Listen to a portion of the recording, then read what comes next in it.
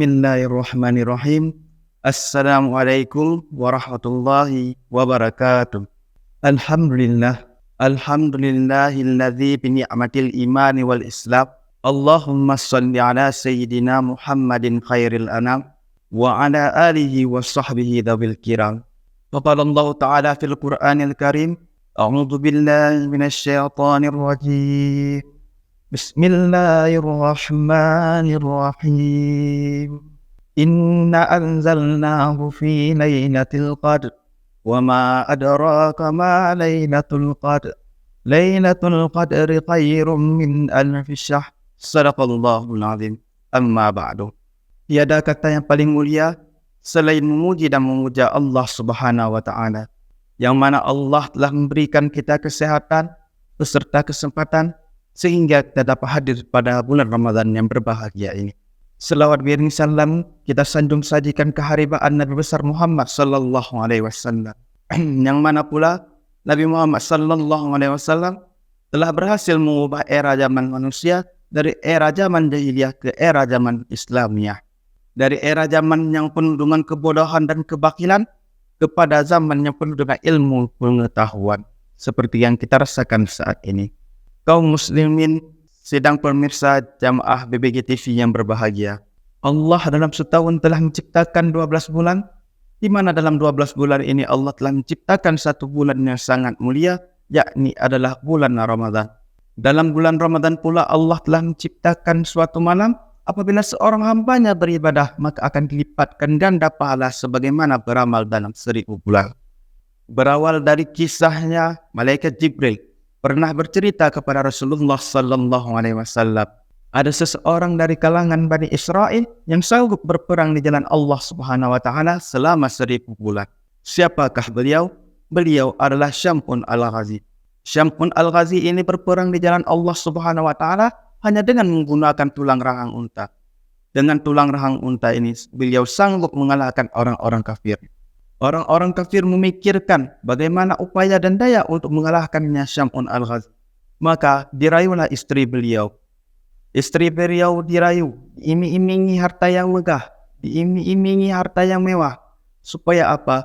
Apabila istrinya berhasil mengikat Syam'un al-Ghazi untuk dibinasakan, maka akan diberikan harta yang mewah, harta yang megah ini.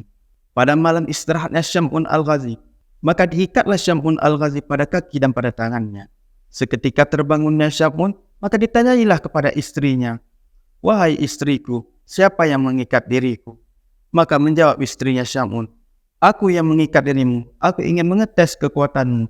Maka dihentak-hentakanlah kaki dan tangannya Syam'un sehingga terputuslah tali itu. Pada malam selanjutnya pula, kembalilah istrinya Syam'un kepada orang kafir dengan perasaan yang kecewa. Dan diberikanlah rantai oleh orang-orang kafir kepada istrinya Syam'un. Seketika waktu istirahatnya Syam'un pada malam selanjutnya, maka diikatlah Syam'un dengan rantai pada kaki dan pada tangannya. Seketika terbangunnya Syam'un, maka dihentak-hentakkanlah kaki dan tangannya sehingga terputuslah rantai itu. Dan Syam'un berkata kepada istrinya, "Wahai istriku, aku ini adalah seorang daripada wali-wali Allah.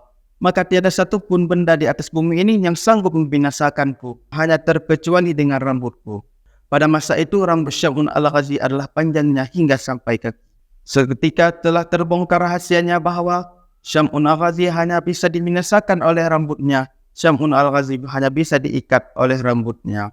Maka pada malam selanjutnya saat beristirahatnya Syam'un al-Ghazi, maka dipotonglah 8 helai rambut Syam'un al-Ghazi. Diikatkan 4 helai pada kakinya dan diikatkan 4 helai pada tangannya. Seketika jaganya Syam'un al-Ghazi, maka tiadalah daya lagi oleh Syam'un al-Ghazi karena sudah diikat dengan rambutnya. Istrinya berlari kepada orang kafir dengan perasaan gembira mengabarkan bahwasanya Syam'un al-Ghazi berhasil diikat. Dan orang-orang kafir pun pergi ke rumah Syam'un al-Ghazi dengan bergotong royong membawa Syam'un al-Ghazi dari rumahnya ke rumah pembantaian. Di rumah pembantaian ini Syam'un al-Ghazi disiksa dengan siksaan yang sangat pedih. Syam'un al-Ghazi dikuliti, Syam'un al-Ghazi dijungkil matanya, Syam'un al-Ghazi dipotong lidahnya. Allah Subhanahu wa taala melihat seorang walinya sedang disiksa oleh orang-orang kafir. Allah Subhanahu wa taala sedih dan iba melihat seorang hambanya sedang disiksa. Maka Allah memerintahkan malaikat Jibril turun kepada Syam'un al-Ghazi. Malaikat Jibril bertanya kepada Syam'un, "Wahai Syam'un Al-Ghazi, apapun yang engkau hendaki pada hari ini, maka Allah Subhanahu wa taala akan mengabulkannya." Maka pada saat itu Syam'un Al-Ghazi meminta kepada malaikat Jibril, "Wahai malaikat Jibril, bermintalah kepada Allah Subhanahu wa taala agar dikembalikan kekuatanku dan agar dikembalikan semua anggota fisik tubuhku." Maka pada saat itu pula Allah Subhanahu wa taala mengembalikan kekuatannya Syam'un Al-Ghazi beserta seluruh anggota tubuhnya. Dan setelah Allah mengembalikan kekuatannya Syam'un Al-Ghazi, maka Syam'un Al-Ghazi menghancurkan rumah pembantaian itu sehingga binasa orang-orang kafir dan binasa juga istri beliau yang sudah menjadi kafir itu. Kaum muslimin sidang jamaah BBK TV yang berbahagia, setelah mendengarkan cerita tersebut, para sahabat Nabi menangis sejadi-jadinya. Para sahabat menangis sejadi-jadinya dikarenakan umat Nabi Muhammad adalah umat yang pendek umurnya. Umat Nabi Muhammad adalah umat yang lemah-lemah. Umat Nabi Muhammad adalah umat yang tak sanggup beribadah terus-menerus. Maka para sahabat meminta kepada Rasulullah, "Ya Rasulullah, mintalah kepada Allah Subhanahu wa taala agar diberikan kita suatu kemuliaan sebagaimana kemuliaan Syam'un Al-Ghazi." Maka Rasulullah meminta kepada Allah Subhanahu wa taala dan diturunkan surah Lailatul Qadar. Surah yang menjelaskan tentang Lailatul Qadar. Ya, ini adalah terdapat pada surah Al-Qadr yang bunyinya, "A'udzu billahi minasyaitonir rajim. Bismillahirrahmanirrahim.